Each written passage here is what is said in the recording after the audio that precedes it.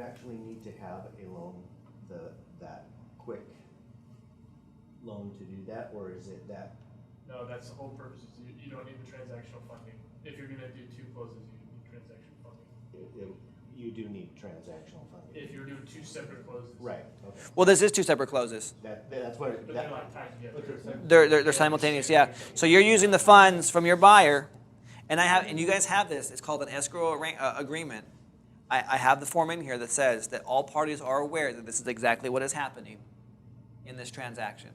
All parties meaning this guy, and the title company. So you can use that. Another way of doing it is. So you're B in that equation, obviously. I am being this. This is you.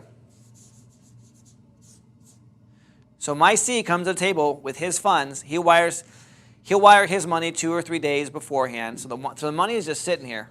So money's in escrow. It's just waiting for everyone to sign. Seller comes in, takes care of his business. I come in, I take care of my business. I turn around, take care. Obviously, sign same day paperwork. Seller comes in, he signs, and we're done. Okay. And I would do this on properties where I'm making more than $20,000 as my spread, my assignment fee. You wouldn't? I would. Okay. Definitely would.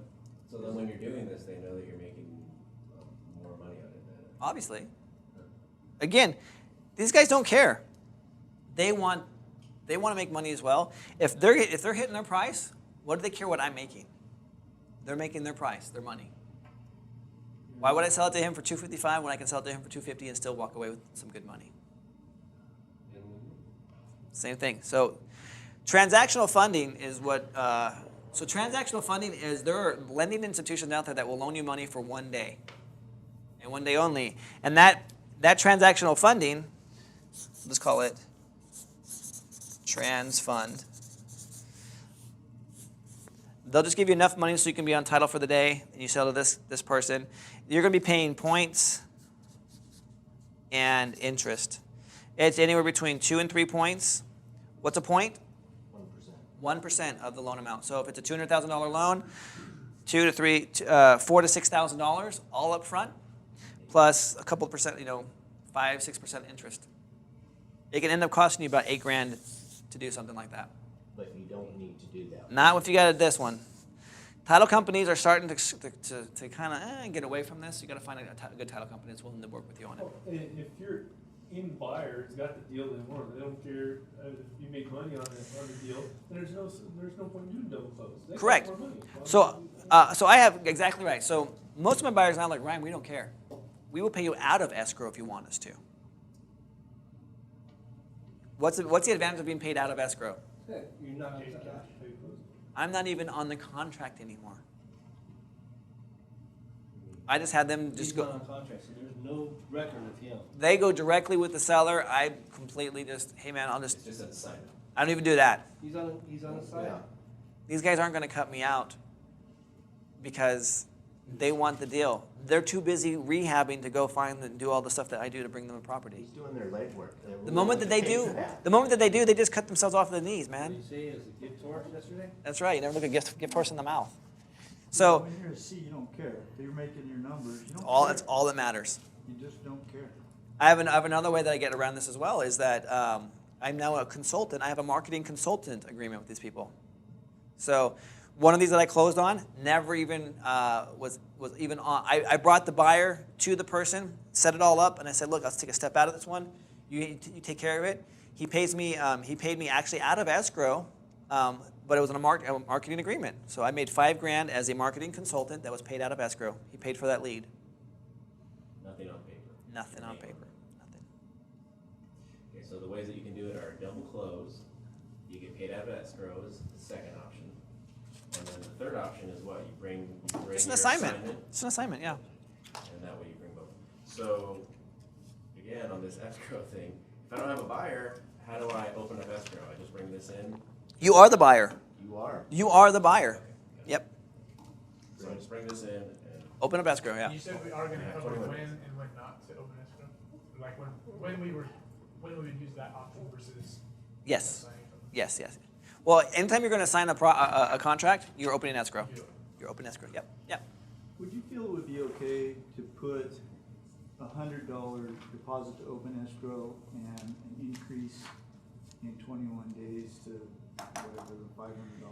You could do $10 open escrow. Yeah. Yeah. Or you can open escrow and not even put any money in it. Escrow is them having the contract and it's open. The contract says that, and I'm under the impression that if you don't put any consideration up, you don't have a contract. In order to be a legitimate contract, there must be consideration. I've had this conversation with attorneys, Uh-huh. and it's considered. So it's what is considered consideration. There's multiple things. Exactly. A promise for a promise. Yep.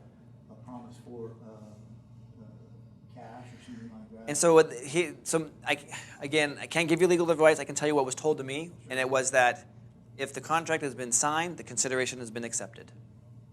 Okay. So the terms that are in play, if it's signed, they accept that consideration. The terms are the consideration. Yep. And if there's a foreclosure in process, you can't give them a deposit for 5 days. That's right. It's called coercion. If they're living in the property. Only if it's owner occupied. Owner occupied. Yep. Correct. So sub 2, exact same contract. The only thing that is different is on page what? What is the exact verbiage of the terms if I'm selling to a realtor or licensed agent or broker? Contract may be assigned to a licensed real estate agent. Acting as the principal buyer. Or a contract may be assigned to another buyer who is also a licensed real estate agent. Or a contract may be assigned to an LLC whose principal agent is a licensed real estate agent. A lot of things. Yep.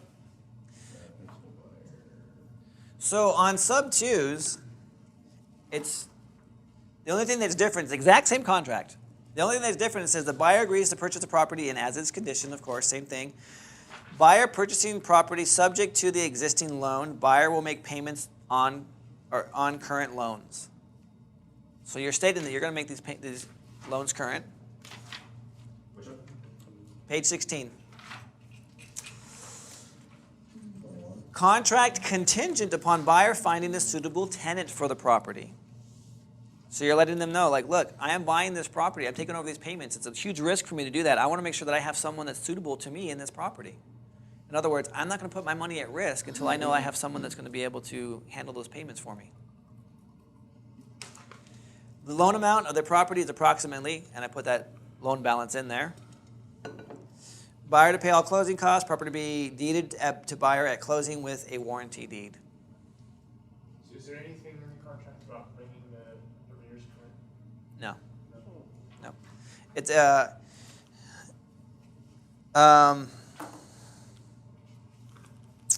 no, I don't put that in there anywhere. That's usually part of the conversation, unless I'm doing a foreclosure defense, which then I never even use a contract. It's just a given. So this one you don't need to open up escrow. I'm going to say yes, you do need to open up escrow on everything. Because escrow is going to insure your title of the property. If you don't have insurable title, then you are not. It's going to be difficult if you come to transfer that property in the future, go to sell it, because escrow's going to go, whoa, who's this? Eric Genesoto? Who? When did you transfer this property to him, and how come it didn't go through a title company if it was a sale? And if you don't know Alexis McGee, will yell at you. It's just a contract. So we're going to get into actually on our closing on module 6, why and when to use an escrow company or a closing company. This is the contract I use, and I on Freeman. Yep, you don't. So there are what's called a table funding, table closing, where you just have a notary out there at the house and they just sign the documents and you own the property. It's a completely legitimate way to do it. If you ever go to sell the property in the future, or the person who's buying the property from you wants to refinance or do something, they're going to run into they could potentially run into title problems. If there's encumbrances or liens that were never discussed or disclosed, you're like, well, what happened here? Because no one ran a title search. Yeah,